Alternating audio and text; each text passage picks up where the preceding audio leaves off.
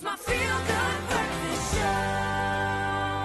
Oh yes, Mzansi, welcome back. I'm going to officially say welcome to the future, because the latest PlayStation portable device is out now, and we are one of the few in the country to have it in our hands. And let's be honest, there are a few twists to this, and it's not for everyone, but Grant Hines is here to help us navigate whether or not to get this piece of future tech. And look how beautiful it looks. Yeah, it's a very interesting device. And one of the reasons I really wanted to speak about this is because I think a lot of people are going to buy this not knowing what it is. Yeah. And I want to make sure that people buy this and aren't disappointed or whatever the case is. Okay, so let us understand, bro, what exactly is this device and how does it work? So what do you think it is? Well, it looks like a portable PlayStation merged with a PlayStation controller, so I would assume it's got something to do with that. Exactly. So I think this is where people are going to get a little bit confused. The PlayStation Vita is probably one of the most popular portable devices, and the PlayStation Portable, and a lot of people out there probably got really excited about this. But the Portal is literally a device that they consider an accessory to the PlayStation 5. Oh, okay. So this isn't a standalone device. So if you are buying this thinking that you are getting a portable device for a family member, for instance, you've got a kid and you want them to be able to play in the room, you actually need a PlayStation 5 in order to use this. Okay. Because what it does is it mirrors, so you can see now, I'm playing now, I'm going to run outside into the snow, and you can see what's on the screen over here is what's on the screen over there. Okay. So I'm literally mirroring it. So you would still need to have your PlayStation device on and the unit in the room in order to play this? Yes, and on the same network. Okay. So that's the other thing. You need a very good internet connection. You need, at home, to get the full 1080p 60, I need to put it on that 5G network. You know, you've got the 2G and 5G if you've got a fiber. So I've got to do that in order to get that. So I'm a tech-savvy person, and I get the best experience out of it because I understand how technology works. But I think a lot of people are going to get this not knowing that. Do your research if you do get this and you have a PlayStation 5.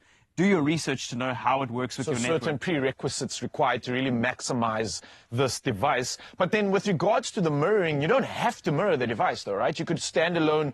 If you have a PlayStation somewhere in the house, could you then just play that anywhere in another room? Yes. So the ideal situation is you've got your PlayStation 5 and Dad wants to watch the rugby. Okay, right? So he's got the main TV. He's got the main TV, changes the channel. You can carry on playing over here. Okay. So the benefit is also that because it's not processing anything, the PlayStation's doing all the processing. This battery life is actually very long, and it doesn't get hot. It's not. We've been playing the whole time, and you can feel it's not hot at all. Oh yeah, not at all. Gee. So it's a very cool device if you know what you're doing with it and why it exists. But it's going to be a very disappointing device to a lot of people who are going to think it's a certain kind of thing. Another thing that I find quite disappointing is that it's got no Bluetooth. So you can't put Bluetooth headphones on. You need to get the PlayStation proprietary ones, or you just have your plug-in headphones. So that I find quite disappointing. So it's a bittersweet gaming console, and it's a new era of gaming in some sense. Maybe I can put it to you like this. If I was to describe the perfect example, you know, we get the perfect serve.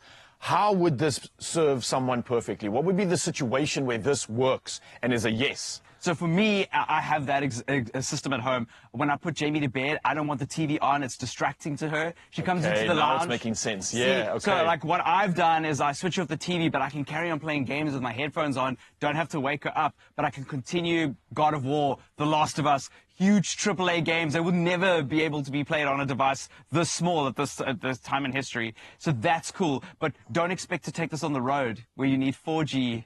And you need another. Even at the studio now, I'm busy mirroring it now, and you can see. I don't know if you can see this at home, but the frame rate is a bit stuttery, and we have a pretty good internet connection here in the studio. But you have to know we've got a better internet connection at home because I understand how the internet works, and that's the kind of thing. So I think. Do your research before getting it. It's a very cool era, but don't get too excited. Like, this might not be for you. You might think, yes, I want to play my PlayStation 5 on the road.